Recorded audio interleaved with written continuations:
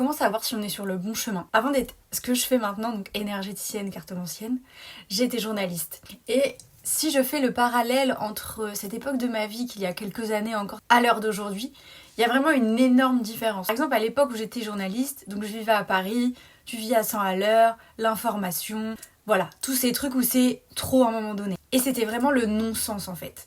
C'était dur, tout était compliqué, tout demandait un effort. Tout le temps tu es sollicité, t'es fatigué. Peu importe les postes que j'avais et dans quelle rédaction j'étais, il y avait toujours cette même émotion qui était là. C'était vraiment l'épuisement et la colère. Il y avait vraiment quelque chose où quand ma journée se terminait, j'avais pas du tout envie de parler de ma journée parce qu'il n'y avait jamais rien qui allait bien. Et quand je compare à maintenant, ça n'a vraiment rien à voir. C'est comme s'il y avait un mur qui se présentait à moi et que je faisais des coups de boule dedans, H24, mais que je voulais continuer dans cette lancée parce que c'était comme ça et que c'était pas autre chose.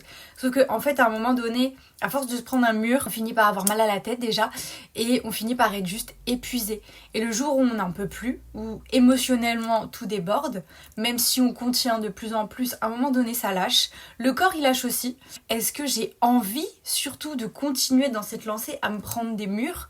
Et la réponse bien sûr est non. Je vais quitter ce que je fais, la ville, le métier, je vais recommencer de zéro, je ne sais pas où je vais, mais en tout cas je sais pertinemment que cette direction n'est pas possible en fait de la continuer. Faut se mettre à l'évidence à un moment donné que quand c'est pas pour toi, c'est pas pour toi.